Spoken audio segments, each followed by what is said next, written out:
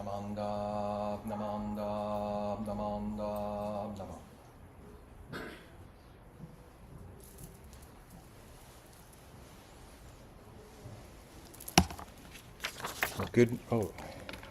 Good morning, everyone. Welcome to our August Shotsuki monthly memorial and adult Dharma service. I would like to begin by reading the names of those who've passed away in the month of August. Roy Akiyoshi, Jutaro Akiyoshi, Toki Baba, Kyo Baba, Tamotsu Baba, Tomoko Endo, Tomi Fuji, Kyubei Fukuda, Hanako Furuta, Kentaro Otsuka Gluck, Asai Goto, James Grohl, Keinosuke Hamasaki, Katsuko Harano, Yuzuchi Hashimoto, Yoshitomo Hirabayashi, Haruyo Hiramoto, Masajiro Hirota, Tadashi Hirota, Mishi Horimoto, Ishii Hoshide, Shizue Inouchi, Den Inoue, Kuri Kakutani, Ichimatsu Kamano, Robert Kamano, Jeffrey Kanada, Tsuru Kada, Toyomatsu Kada, Tamaki Kanda, Sakae Katayama, Rinzo Kato, Setsuno Kawabata, Fujie Kawabe, Yutaka Kayatani, Harvey Kido, Tsune Kimura,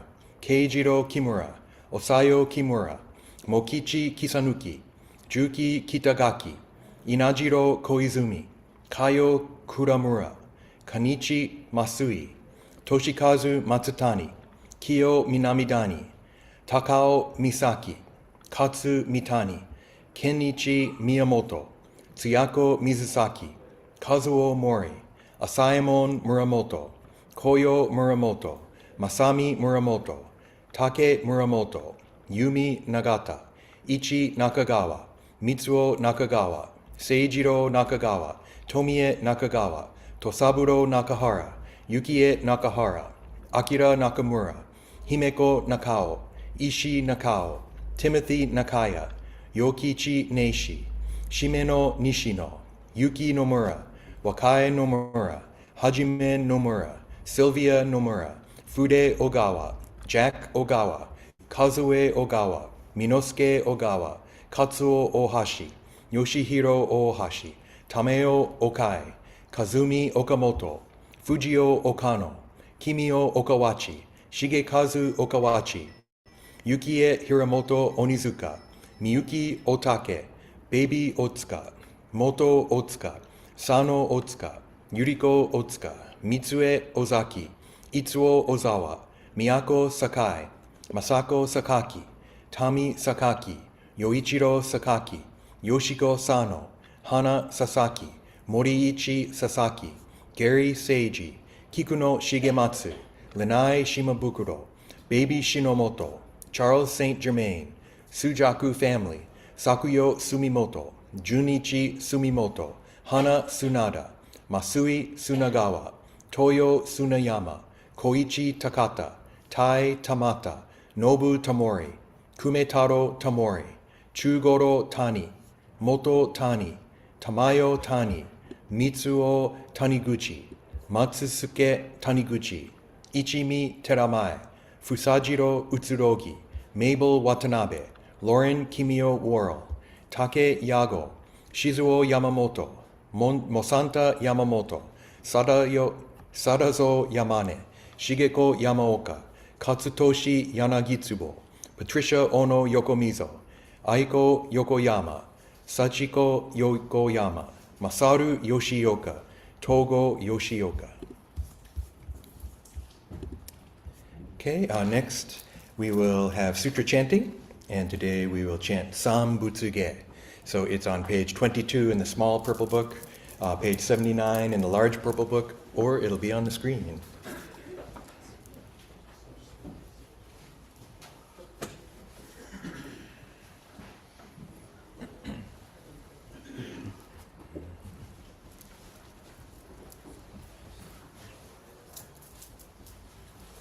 Namanda, Namanda, Namanda, Namanda.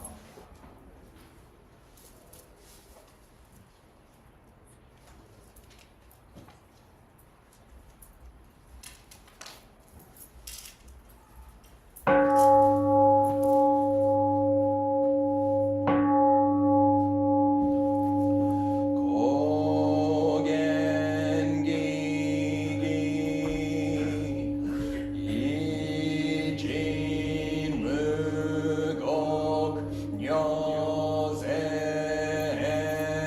名無用当社日月間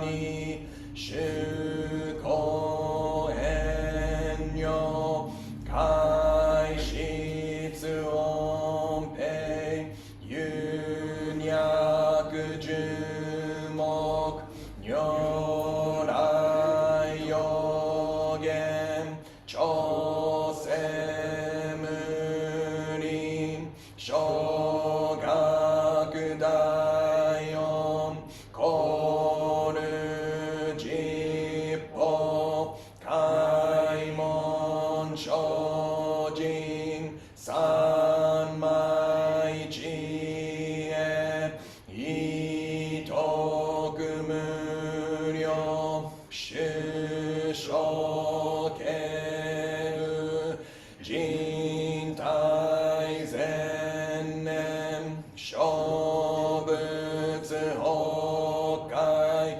愚人人の空語外体無明欲ぬ節尊読む人の死死人徳無量空君古代知恵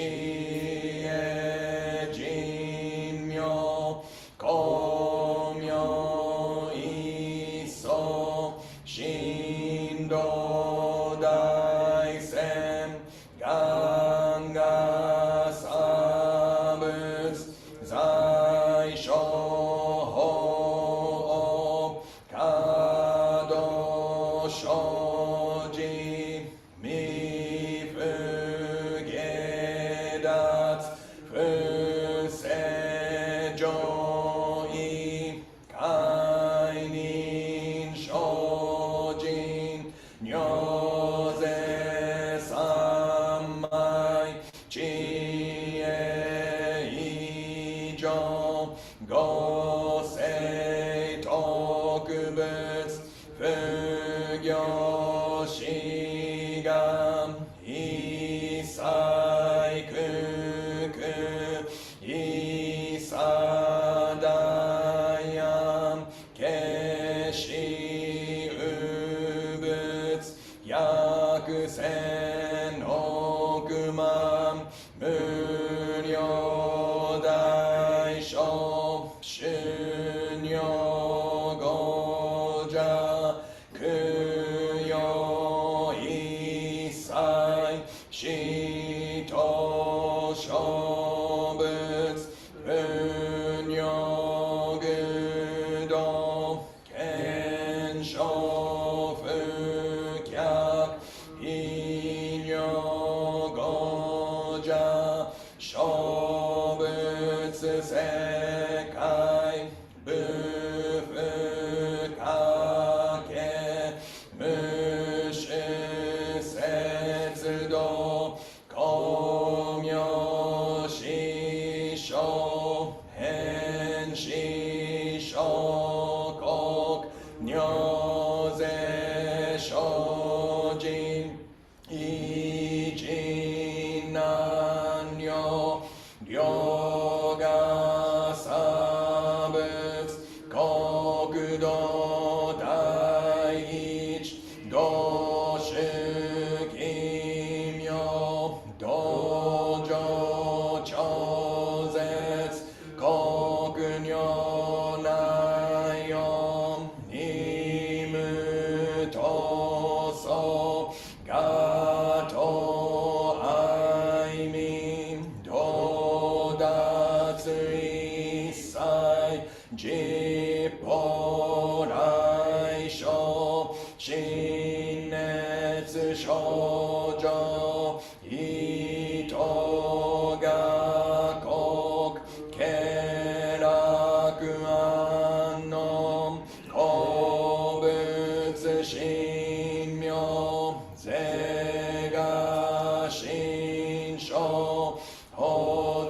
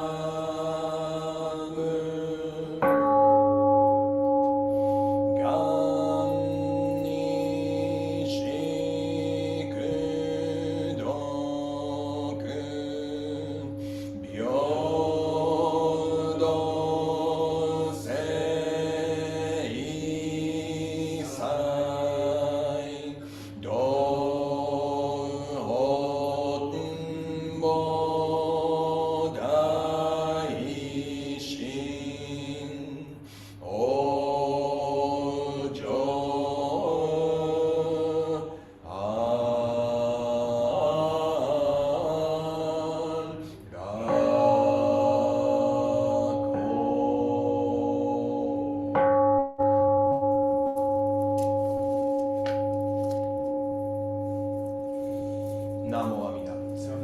Namo Amida Butsu. Namo Amida Butsu. Namo.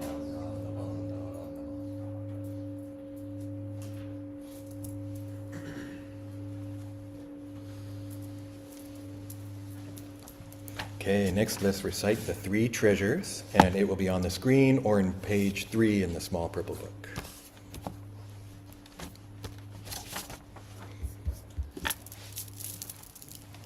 The three treasures. Hard is it to be born into human life, now we are living it. Difficult is it to hear the Buddha Dharma, now we hear it. If we do not deliver ourselves in the present life, no hope is there that we shall be freed from suffering and sorrow in the ocean of birth and death.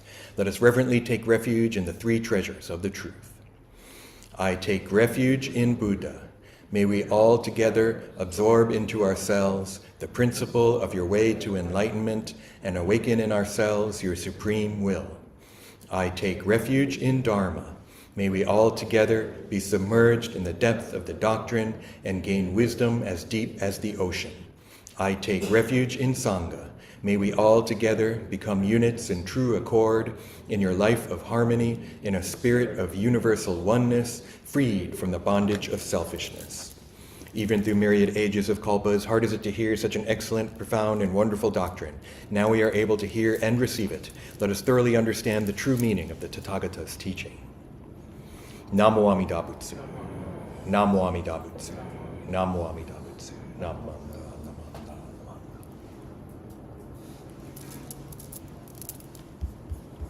Okay. Thank you once again, everyone, for joining us today. This is actually our last Sunday service in August, and so we'll be meeting again in September. But today, I'm going to bring up the screen. It's our August Shotsuki monthly memorial and adult Dharma service. One thing I've been kind of thinking about is our Bodhi Tree. Right? The Bodhi tree is this tree that Shakyamuni Buddha is said to have attained enlightenment under. And the original tree isn't there anymore, but apparently over the centuries, when the original tree died, they had clippings and they would plant a new one. And then that one would grow, and then, maybe it got sick or there's bad storm, or people kind of stopped taking care of it, but then they would bring, a clipping from another tree and grow it again.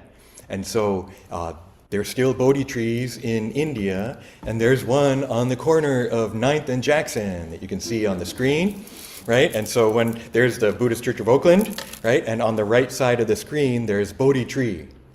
And so usually when we think about the Bodhi tree, we often think about the leaves. So here's another picture I took that's a little closer, and I tried to get the sun in there so you can see the leaves, right? They have a very distinctive shape. It actually can be seen in our BCO logo. We have this circular logo with a Bodhi leaf, and the Institute of Buddhist Studies also has a Bodhi leaf in their logo. And then, whoa, let's get even closer. More leaves, right? They're so pretty. Really neat shape to the leaf. Whoa, even closer, right? And so leaves, Bodhi tree, Bodhi leaf, right? But lately, I've been thinking about roots. Right? And so under there on the screen, I have the kanji for roots, or for root, right? And I actually don't really know how to pronounce it. And I forgot to ask my resident Japanese speaker. I didn't have time. So one thing I do know, it's found in a compound of konpon. Konpon. So that first character, kon, is a character for root. And then hon can mean lots of things. A lot of times we think it means book, right? But can also be like origin. So nippon or nihon, the word for Japan, nichi is sun, hon is origin. Right? The land of the rising sun, the land where the sun comes up, the origin of the sun goddess, Amaterasu, etc., etc., etc. Right? So that hon can mean this origin or primal, hongan, primal vow. Right? So our head temple is called Honganji. And the hon in there means the primal or the original vow, gan, of Amida Buddha. So konpon together can mean the foundation or the root or the source, right? Konpon teki nagainen, a foundational concept, right? And so konpon has that character kon. So actually I typed in roots into Google Translate this morning, and then what it came first was rutsu, right? It just took roots and it made it rutsu. And so that's transliterating, right? This is translation. We have one word in one language, and what does it mean in the other language? But a lot of times we just take the word in the original language and pronounce it in our language, like sushi, right? Sushi, that's the Japanese word, but we spell it S-U-S-H-I. And so you can do that with roots too, rutsu, going the other way, right? So rather than focus on the leaves, I realized I'm going to take a picture of the whole tree. So I managed to stick my hand in through the gate, because I didn't really want I don't like the fence, like in pictures, keep out. So instead I stuck my hands through the fence, right, and then took the picture. It took me a little while to get both hands around there. But that's the whole Bodhi tree, right, from the tippy top down. Well, actually it's not the whole Bodhi tree, because I got closer, and here we can kind of see the beginning of the roots, They're at the bottom. But actually the roots are there under the ground, right? And Bodhi trees are a certain kind of tree, a banyan tree, right? And so the roots really spread out. It's kind of neat. I mean, this tree is from a clipping, I think, from either Sri Lanka or India. Totally different country. But here in the Bay Area, so many different kinds of trees and flowers can bloom. They can prosper here because the weather is so mild. Once I was walking, when I was a student, I lived in Berkeley at the IBS dorm, and I'd walk all over the place. And once I found this cat, the friendly cat, and so I'm petting the cat on the sidewalk, and this guy comes up. He's like, "Is this your cat?" And I'm like, "No, not really." So he starts talking to me, and it turns out he's studying maybe botany or something at Cal, right? So he's in his 20s, 30s, and he was telling me. I remember him telling me, Bay Area is amazing for flowers and plants and trees because the weather allows these plants and trees from different areas to flourish. And the Bodhi tree is one of those. So if I'd thought about it, I could have said, "Hey, let's sing the Bodhi tree later," right? The Gatha, but we won't do that. But it talks about that, right? Oh, actually it says it doesn't bloom very well up here because the song was written in Seattle. Not in the Bay Area, but in the Bay Area, it blooms all the time, It's like totally no problem, right? But, so I was thinking about these roots. Now, roots and trees can be a metaphor, right? We can use it, a metaphor is a way to take one idea to think about something else. And so it had me thinking about this. Roots, The Saga of an American Family by Alex Haley. I chose this picture because that's the book that I had in 7th grade, I think. We had to read it, 7th grade, when I was in school, and we watched the part of the TV series, right? It has LeVar Burton is in it, who played Geordi on Star Trek Next Generation too, but he plays Kunta Kinte. I still remember all this stuff from my childhood, right? And so this idea of roots, right? Here we are. What are my roots? And so thinking about my family, not just now in this time, but stretching into the past, right? What are the roots of my family? So in my case, my father is basically white Anglo-Saxon, nominal Protestant, supposedly 13 generations in New England. I found this genealogy that my great uncle did, right? And it's tracing all these names and families, so looking up my roots in basically New England. One of the problems with my genealogy is that there's someone missing that we trace to. And so the part of what this genealogy does is it tries to assert that he was a part of that family even though he's not listed, right? So that's in my family, there's kind of this is it a lacuna, right? This kind of missing spot, right? So maybe it's true, maybe not. I don't really care. On my mom's side, Japan, Iwate, so kind of northeastern Honshu, farmers for at least 2 or 3 generations.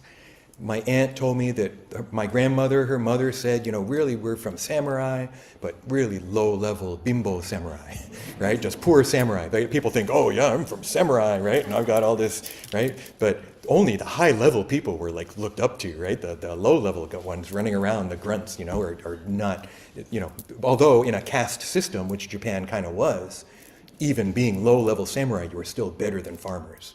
Right? But we got rid of that system in Japan after World War II, so we don't have to worry about that stuff anymore. Right? But this idea of thinking about our roots is kind of interesting, though, because our roots are in the past. But what I was thinking is, a tree, the roots are now. Right? The roots aren't in the past of the tree. The tree has all of it. So, I know it's a metaphor, but maybe we can kind of think about that, right? And we think about time and now and the past, right? And so those, my ancestors are gone, and so, that they're not here anymore in a way. Or are they, right? Maybe there is still some impact going on, right? Maybe this idea of them being in the past doesn't mean gone and forgotten, right? Instead, maybe we look at the tree and we can, even though we don't see the roots, they're there, right? And so maybe we can think about kind of like going beyond just a kind of simple notion of time, now, and the past and the future. I'd like to share another book, but this is a book that I have now. That's me holding it. If you're in the room, you can see me holding it up. If you're looking on the screen, you can see me holding it up on the screen downstairs. It's called River of Fire, River of Water, an introduction to the Pure Land tradition of Shin Buddhism. And it's by Taitetsu Unno. So Tai Unno was a professor at Smith College for several decades. He's written several books. His brother Tetsuo Unno was a BCA minister down Southern California. He has another sibling here in the Bay Area, actually, and his son Mark Unno is teaching now. Tai Unno was also Reverend Tai Unno. He was an ordained minister as well. So this is my copy. I can't believe I found my copy. And if you look on the screen, you can see he signed it for me. He was my first mentor. I was able to study with him when I was still living in Massachusetts, when I got interested in Buddhism, but didn't really know what was going on. But I knew, I was like, this is really interesting. Is there anyone around who could teach me? And I found out about Tai Unno. I lived in Bedford, Mass., which is outside of Boston. He lived in Northampton, Massachusetts, which is 2 hours west, where Smith College is. And I used to go out there all the time. I had friends at UMass. I had friends in that area. There's a bunch of hippies out there. I'd go to bookstores, and so I was kind of familiar with the area. So I got to go once a month to study and visit with Tai Unno and his wife Alice, and every month, this is back in 1995 through 96, this book is 1998, every month he'd give us a chapter, like printed out, a draft, and we'd get to read it, make suggestions, editing or whatever, right, and then discuss it at the next meeting. So I got to read this book before it was published, right, in its early stages, the roots of the book. And so he came out here in 1999, it looks like, because that's when he signed it. I think it was an FDSTL conference, and was able to meet him again. And he signed my book. And if you can't read it, it says, "To Harry Bridge, for your journey home, Taitetsu Unno, 1999. And so that is an interesting expression, your journey home, right? I wasn't brought up Buddhist. I had no Buddhism in my family. Well, actually I did, but it was Zen Buddhism. It wasn't Shin Buddhism. It wasn't Pure Land Buddhism. But this idea maybe that originally we were all Buddhas, right? Originally we were all enlightened. And so part of Buddhism is becoming a Buddha, maybe again, right? Going home. So what I wanted to share with you, and I shared some of this yesterday in our study class, but it's maybe in a different context here. He's talking about interconnectedness or interdependence here. So let me read this to you. An awareness of interconnectedness is deeply embedded in the Japanese psyche, as expressed in a popular saying.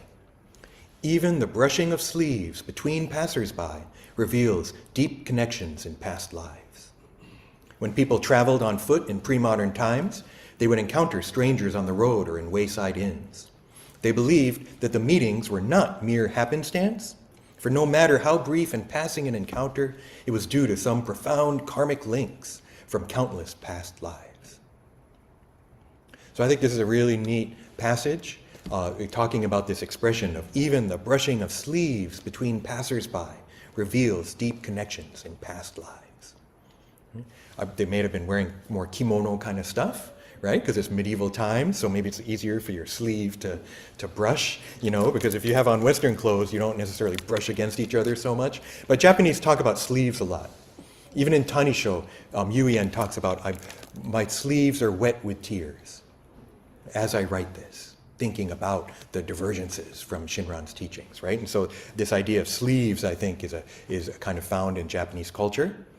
So people just walking by, and even they just not bump into each other, but just barely encounter, wow, profound connection.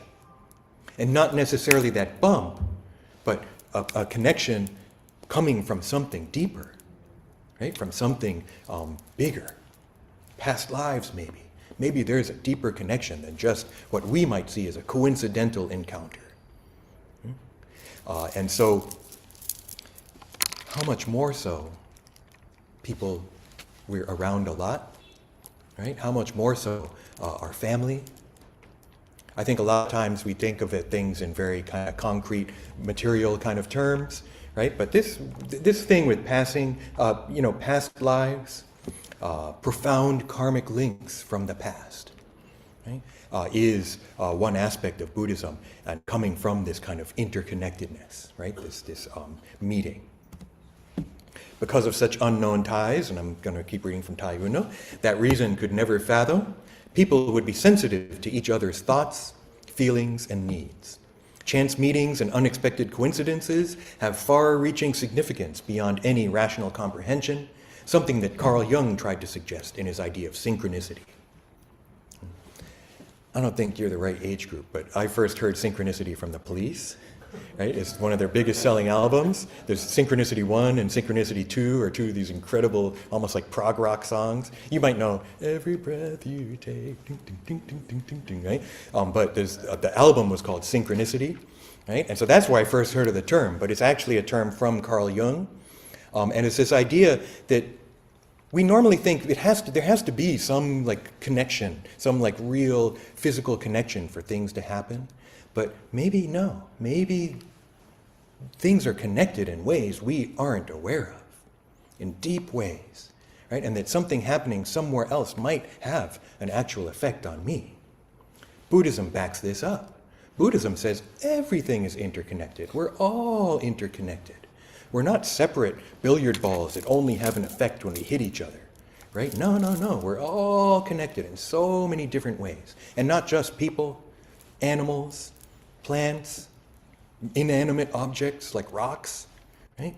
That all of these things have some kind of connection. And so this is what Taitetsu Unno, I think, is saying, putting here. But I love how he says, unknown ties beyond conception. Because of these, we should be sensitive to each other's thoughts, feelings, and needs. Right? So recognizing, wow, one way to deal with things is, someone's having trouble and you're just like, whatever, I don't want to get involved. Get me away. Another is to be, whoa, is there something I can do? Is there some way I can help? We also sometimes have to face our limitations, right? That maybe I can't help as much as I wish, and yet maybe even just this sensitivity to other people's thoughts, feelings, and needs, right, is part of what this is pointing to. So this vast network of interdependence is not only spatial, but also temporal.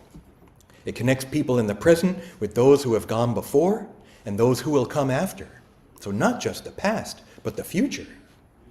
In such an understanding of interconnectedness, one's appreciation for life is limitless. The poet Mitsuo Aida writes, and so this is kind of the poem that I originally wanted to share.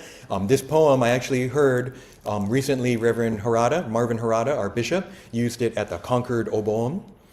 They had their Obon service a month or two ago, and so he read this poem, and I was like, whoa, that's pretty cool, and it is from this book.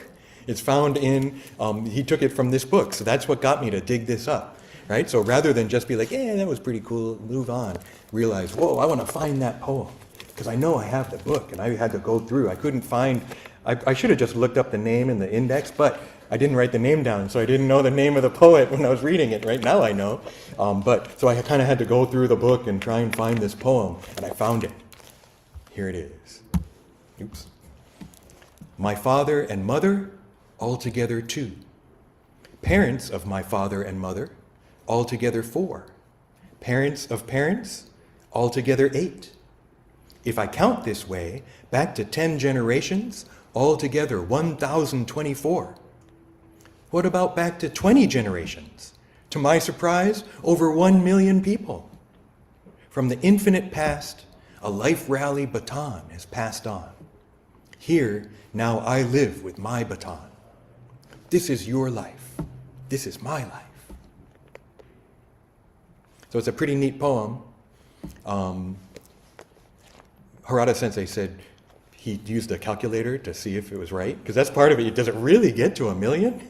Right? And so I did that this morning, and I did it. But you have to go 2 times 2 is the first generation, right? And then do times 2, times 2, times 2, times 2, right? Is 10 to the 20th, I guess? Is that right? Exponential, right? Exponents, right? Or 2 to the 20th. Sorry, 2 to the 20th. Right? And so I did it, and it came up to like 1,530,000 something. Right? So it's right. It's like the numbers keep getting, all of a sudden they get bigger and bigger and bigger, this exponential growth looking back into the past. Right? So thinking, only 10 generations and 1,024 people involved. Right? I don't think we normally would think that. Right? 10 generations ago, how many people would that be? 20? 40? Nope, 1,024. And then going back 20 generations, 1 million people. So if we think about, now so this relates to Shotsuki, I would like to think, right? This Shotsuki memorial that many of you are here to observe, right? Thinking about a loved one that has passed away. And maybe it's 1 generation back, maybe it's a parent. 2 generations back, grandparent. I bet we have great-grandparents on there. Especially if we have, current children, maybe great-grandparents, great-great-grandparents. We've already gone 3 or 4 generations, right? I'm sure we have, we talk about Issei and Nisei and Sansei. We're up to Yonsei, Gosei, right? So 4 or 5 generations. So many people, right? And to think. And so then, this is pretty abstract, huh? 10 generations, 1,024, 20 generations, 1 million people. But you can think about the loved one that you're honoring, and think about, wow, is that 1 generation? Maybe it's 2 generations. Maybe it's 3. And as members of this temple, which many of them were, or this community, right, they were connected to all kinds of people beyond just family. I'm sure that families are huge if we think about it, right? But then think about their friends, whether it's within the Sangha, right? But then also, historical circumstances, maybe a lot of times it was kind of stuck within circumstances, because it's only a couple generations back of the internment, right? But before that, there were connections beyond just Japanese community, Japanese American community, right? And especially maybe since World War II, I think we've seen even more, right? That people kind of were not only here at church. You have work friends, you have school friends, whatever, right? So many people that you're in touch with. So think about all those people related to the person you are thinking about. And then you can think about them too. Is it a parent? Because if it's a parent, you may be the child, and you made them a parent. And they make you a child. If we want to go grandparent, right? And actually, maybe it's a parent of one and the grandparent of the one's child. So they're now both a grandparent and a parent. They're both of those things, but they're those things because of 2 of you, if not more. Right? And so, wow, we start to see that even that one person we're thinking of is connected to people in all these different ways. Right? And it's no longer just, here's the name of the person, that's who they were. Instead, we can begin to think of maybe a different kind of identity, whereas here's this person, they were a mother, they were a grandmother, they were a sister, right? They were a child, they were a daughter, a granddaughter. We can go in both directions in their family, and we start to see this web right? We start to see this interconnected net just with that one person. And then Buddhism is saying, okay, we can take that, but let's stretch it out even more and realize, wow, I'm connected to each one of you. Each one of you is connected to each other one of you, and we're connected in the past through all these names that I read in the Shotsuki list, right? So all these connections. Maybe we can just go home and be like, hopefully you'll say, that was interesting. Maybe you won't. Maybe you'll be like, I fell asleep. But you might even say, that was interesting, and forget it. But maybe that will change the way you see others. Maybe you'll have a brief encounter with someone and find some significance in it rather than just leaving it up to coincidence. And we can begin to see these connections and appreciate these connections, and nourish these connections even.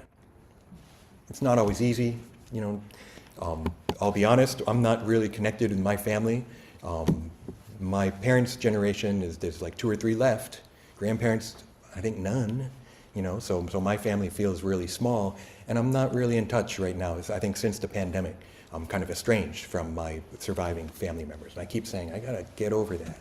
It's hard sometimes, right? It's not always easy to be in touch with your family.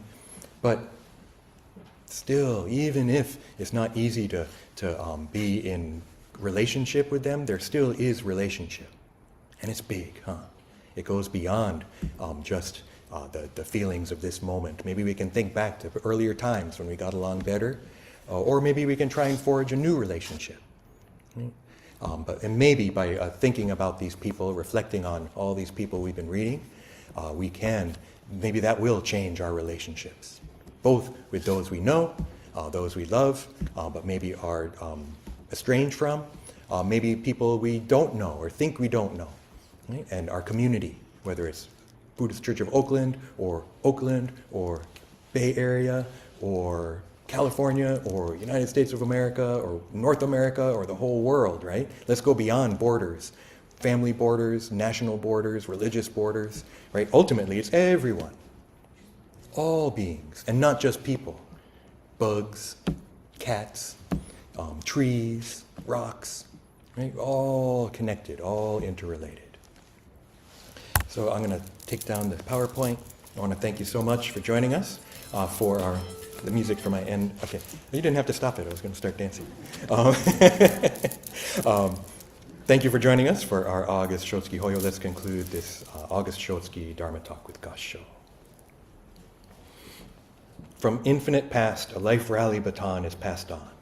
Here, now I live with my baton. This is your life. This is my life. Namo Amida Butsu. Namo Amida Butsu. Namo Amida Butsu. Namo Amida Butsu. Namo Amida. Okay, should we do announcements first and then sing Ondokusan II? Okay, let's sing Ondokusan II. It's on page 76 in the small book, page 220 in the big book, and the lyrics will be on the screen.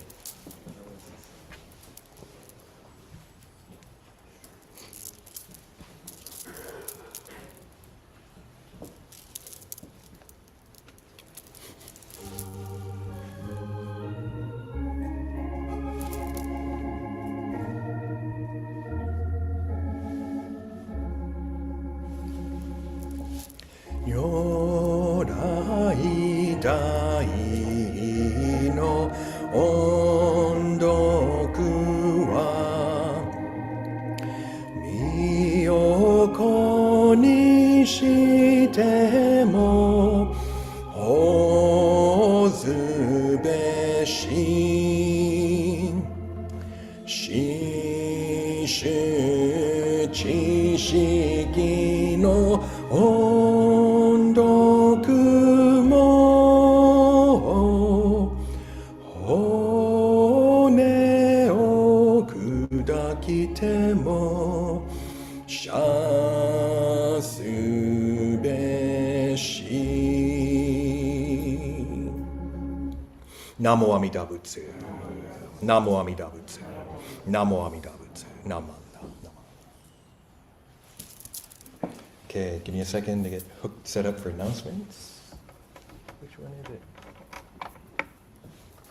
This one. Let's see if I can do this.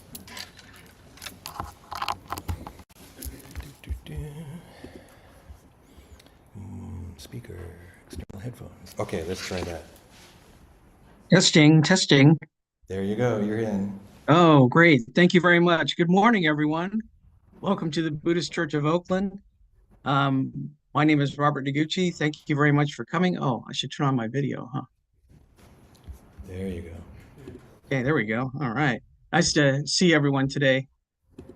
Let's see. Let's go ahead and I have for it's the middle of August. We actually do have a lot of things going on between now and September. So, but first, I'd like to thank Reverend Harry Yokio Bridge, our resident minister, for today's Dharma talk and officiating this morning's Shotsuki and Adult Dharma service. Steve Todosaki for playing the organ. Our host six group providing hospitality for those of you at the church. I'm apparently missing out on quite a spread this morning, so be sure to thank the host group for all that they've done and bringing such a nice spread to the church today. And our Zoom crew, of course, taking care of our online presentation and our YouTube broadcast from the office downstairs. So thank you all very much. And I guess I also want to thank everyone who not only participated and attended last Saturday's Obon Festival here, but also all those who helped. And we really appreciate that. So thank you so much for everyone for coming and being part of our Obon Festival last Saturday. So, and actually looking back on the festival, we had quite a few things happening, including the Dharma School having an activity table there, which was full for pretty much the entire 4 hours that it was open. So we want to thank the Dharma School very much for that. And the Chidori band and the dancers was just terrific. Really, really nice turnout, and weather was fabulous as well. So we really had a good time. And also Bombu Stories came to perform the lantern song with the band as well as with the dancers. It was really nice to see them, and we want to thank them for being part of our festival, as well as all the other exhibitors and performers that were at the Obon Festival. As Sensei mentioned, we had a study class yesterday, and it was well received, well attended, and we really appreciate Sensei for putting on this study class on Introduction to Buddhism yesterday. And we're going to resume our series of study classes in Dharma Chat starting again in September. So I'll be announcing those dates in just a moment, but we'd really love to have you be part of it. Everyone is welcome to attend, and the information is on our website, BuddhistChurchofOakland.org. Coming up next month in September, the very 1st of September, actually it's Labor Day weekend, the Buddhist Churches of America is celebrating their 125th anniversary, and there's going to be a celebration. Actually, it's going to be an online celebration being broadcast from San Francisco Buddhist Church, and there will be no physical service at Oakland that day. So you're welcome to please join the broadcast on YouTube Sunday, September 1st. And there's information on our website, or you can scan this QR code for more information about it. And there's a flyer that explains everything there. So anyway, coming up, what's next for us for our next BCO service will be the following Sunday, September 8th at 10 a.m. And it happens to be the opening day for our 2024-25 Dharma school year. So we invite you to bring your children or grandchildren to the church on Sunday, September 8th for our Dharma school year opening day. Our next Dharma chat will be on Sunday, September 22nd at 10:45. It's a short 45-minute gathering after service to just informal chat and talk about some things. And then our next study class will be on the day before, Saturday, September 21st from 1 to 3 p.m. And it's going to be, the topics could be on how do I get enlightened? And it's taken from this book, Discovering Buddhism in Everyday Life, written by Reverend Marvin Harada, the Bishop by the Buddhist Churches of America. So actually, the text that will be using the text from the book is actually already online. If you check the link on our homepage, you can already read the material. It's only like 2 pages, and it's very short and it's very easy to read. And you can read it before the gathering on the 21st. So we hope to see you then. Okay. Um, September 8th, also September 8th, right after the Dharma School opening day, there's going to be American Bone Dancing from Yerba Buena Gardens in San Francisco. It's a gathering of a number of different groups, including the Buddhist Churches of America, to celebrate the 125th anniversary of Buddhist Churches of America. So if you need information on transportation and going, if you're interested in going, check with the office and they have information on that. So that'll be on Sunday, September 8th. Also, as I mentioned, the study class and discussion on September 21st, based on this book by Reverend Harada, Discovering Buddhism in Everyday Life. So we hope you'll join us for that. Our next special service is Sunday, September 22nd, and it'll be Follow Higan, the fall equinox. We'll have our Dharma School and Follow Higan service at 10, followed by Dharma Chat, and then we'll have lunch. So you're welcome to come and join us for that. That'll be a lot of fun on Sunday, September 22nd. If you'd like to be part of the BCO family, please become a member. We have forms downstairs in the lobby, and you can ask any BCO member or inquire at the BCO office about membership. Okay. And we thank you for supporting the Buddhist Church of Oakland. We accept gifts of any size and any time. You can do it through our website, buddhistchurchofoakland.org, or just mailing in or dropping into the office with it. So we appreciate your generous support, and we thank you very much for coming, and we hope you enjoy your day. Thank you very much for coming to the Buddhist Church of Oakland today. Have a wonderful day, and I'll send it back to Sensei.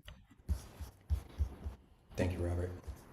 This will conclude our August Shotsuki Hoyo monthly memorial and adult Dharma service. Let's conclude with Kansho. Namo Amida Butsu. Namo Amida Butsu. Namo Amida Butsu. Namo Amida. Okay, thank you. You can come up and Oshoko if you have not done so already. And hopefully there's some coffee down there still, because I need it. And we can hang out downstairs. So thank you very much.